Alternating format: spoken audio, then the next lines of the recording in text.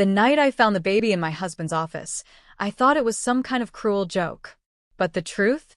The truth destroyed everything I thought I knew about my family. Before I start, please subscribe to the channel and let me know where you're watching from. This is not an easy story to tell. My name's Clara, and I've been married to Daniel for 18 years. We have one daughter, Hannah, who just turned 16. Daniel is a lawyer, charming, calm, always perfectly put together. The kind of man people trust instantly. I used to. Until that night. It was 9 p.m. He had said he'd be working late again. A big case, he claimed. Something about the way he avoided my eyes at breakfast that morning bothered me. So, when I realized he'd left his laptop charger at home, I decided to drop it off at his office. Just a small gesture. Just a wife being kind. His office building was mostly dark when I arrived. Only Daniel's light was on. I expected to find him buried in case files. What I found instead was a crib. A small crib, tucked behind his desk, with a baby wrapped in a pale, white blanket. Sleeping soundly. Alone. I froze. My pulse roared in my ears. I had no idea whose baby it was, only that Daniel wasn't there. Then his phone, left carelessly on the table, lit up with a text. "She's fed. Leaving her with you tonight. Please don't mess this up again." Again? I picked up the phone. The sender's name was saved as Mara. I didn't recognize it. That's when Daniel walked in. His face drained of color when he saw me holding the phone, and the baby behind him. "Clara, this isn't what it looks like," he started. But the lie died halfway through his sentence. I didn't scream. I didn't cry. I just asked quietly, "Whose baby is this?" He looked away. That was all the answer I needed. The next morning, he begged me to let him explain. He claimed the baby, her name was Ella, was his client's child. That the mother was in trouble and had nowhere safe to go. But something in his tone felt rehearsed. And I'd been married long enough to know when Daniel was performing. So, I started digging. I checked his billing records. The client he mentioned didn't exist. The phone number of Mara was registered to a prepaid line. The only real clue I had was a small silver bracelet on the baby's wrist, engraved with one word. Hannah. My daughter's name. The shock was physical. Like I'd been punched. Why would this baby, with dark curls and Daniel's unmistakable jawline, be wearing my daughter's name? That night, while Daniel was asleep, I took a single hair from the baby's blanket and sent it for a private DNA test. It would take 7 days. 7 days of pretending nothing was wrong. 7 days of smiling across the dinner table at the man who might have fathered a secret child. But the truth that arrived a week later wasn't the one I expected. The DNA results confirmed what I already suspected. The baby was Daniel's. But there was another detail I hadn't expected. The lab had automatically compared Ella's DNA to mine and Hannah's because our family records were on file from a prior medical checkup. The note read, "Partial sibling match detected.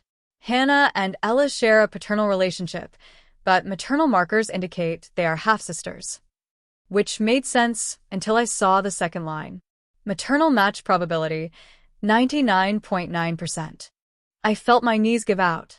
Because that meant, somehow, impossibly, I was the baby's biological mother. And I hadn't given birth in 16 years.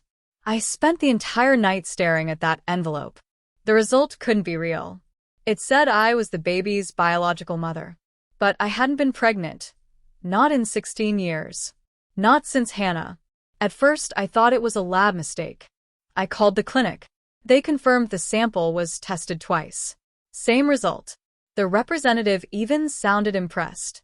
"It's rare to have such a strong maternal match, Mrs. Green. Are you sure this is your sample?" Yes. I was sure. And terrified. That night, when Daniel came home, I asked again, "Who's Mara?" He went pale. She was our surrogate," he stammered. Surrogate. The word hit me like thunder. He confessed, 2 years ago, he'd arranged to have another baby without telling me.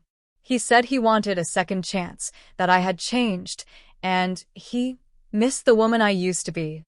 But I wasn't listening anymore. Because I realized what he had actually done wasn't love, it was control. He had taken my DNA. my child, and raised her as a secret. When I finally met Mara, she wasn't what I expected.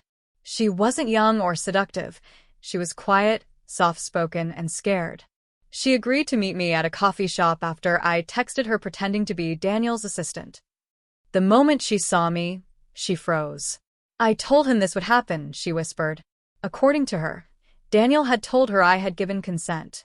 He had paid her to carry our baby. When she realized I didn't know, she wanted to back out, but Daniel threatened her with legal action. He had used my frozen embryos from a fertility treatment we'd done years ago, embryos we'd agreed to destroy. He'd taken them without my consent. I remember gripping my coffee cup so tightly it cracked. Mara reached across the table, tears filling her eyes. "I'm sorry," she said. "I didn't know who you were until after the birth."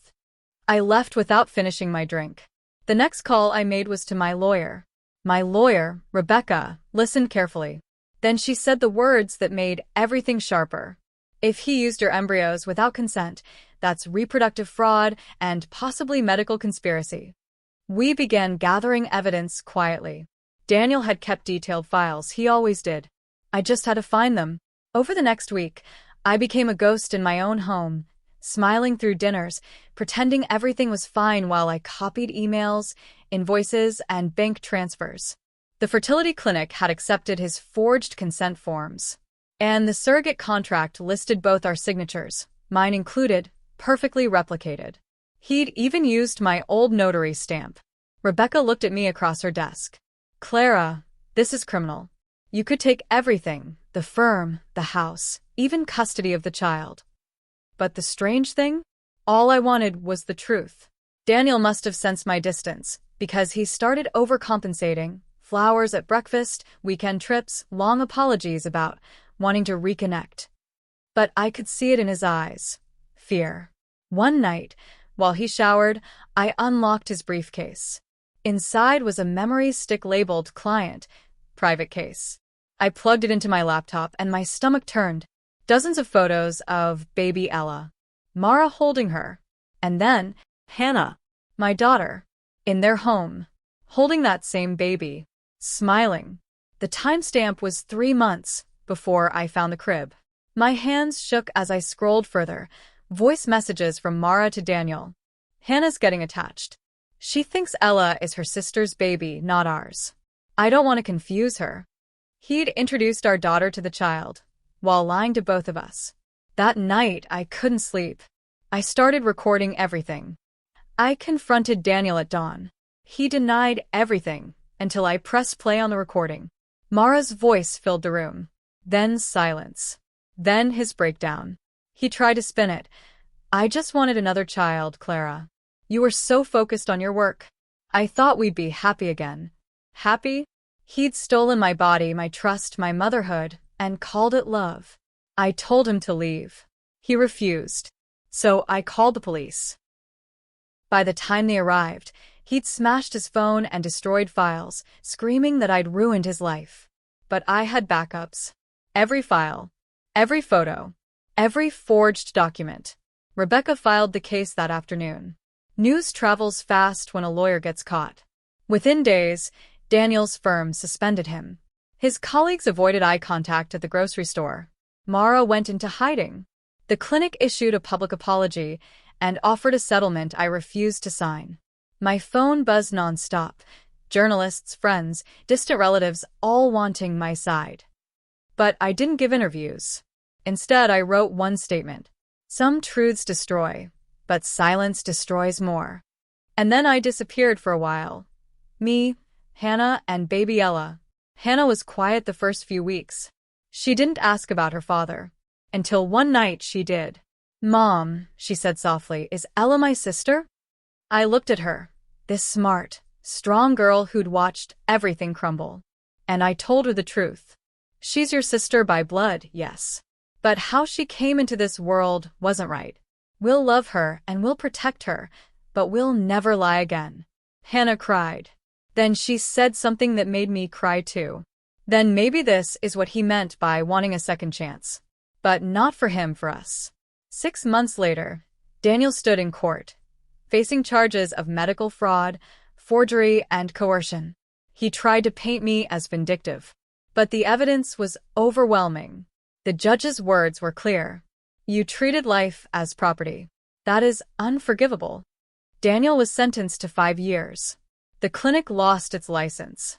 When he was escorted out, he looked at me and whispered, "You'll never forgive me." He was right. But forgiveness wasn't the point anymore. Freedom was. It's been a year now. Hannah is in college. Ella just learned to walk. Sometimes, when I watch them play together, I wonder what might have been if Daniel hadn't betrayed us. But then I remember, he didn't destroy my life. He revealed who I really was: strong, patient, unwilling to be silenced. I never imagined motherhood could begin twice. But here I am. 2 daughters, 1 truth, and a heart that finally feels free. If this story moved you, please subscribe to the channel and turn on the notification bell. See you on the next one.